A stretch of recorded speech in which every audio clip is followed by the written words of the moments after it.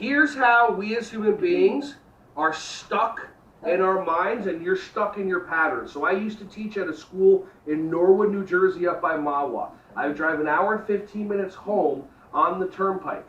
Okay? On the two left, there's a bunch of lanes here. When I say easy pass, I actually mean express lanes.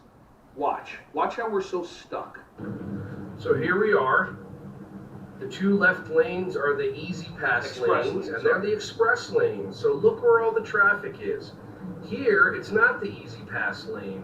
So look, all the traffic is in the express lane. Everyone's going so much faster in the express lane. That's sarcasm. There's no traffic here, but they're all in the express lane. Why? Because the word says express. Now I pass by everybody because I actually look in front of me and I see that there's nobody in front of me. So I go forward because I look at reality as opposed to the construct of the mind. And look, I got past everybody else who was in the express.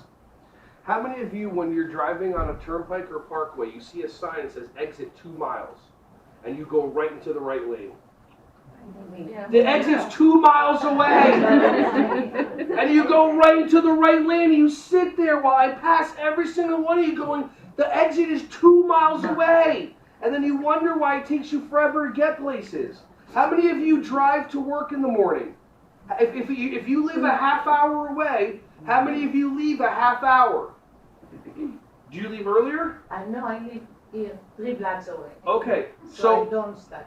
But you drive? Yeah. Okay, how many of you were surprised that there's school buses in the morning? A lot. But you yell at the school bus because you get stuck behind it, damn education, right? No, you just wait. How many of you, well you do because you're happy, how many of you, like when you're driving, you get upset because someone's doing construction, they're actually using your tax dollars finally for something instead of just paying people ridiculous amounts of money, they're actually doing construction on the town and you're mad at them because they're doing construction because you make it all about you.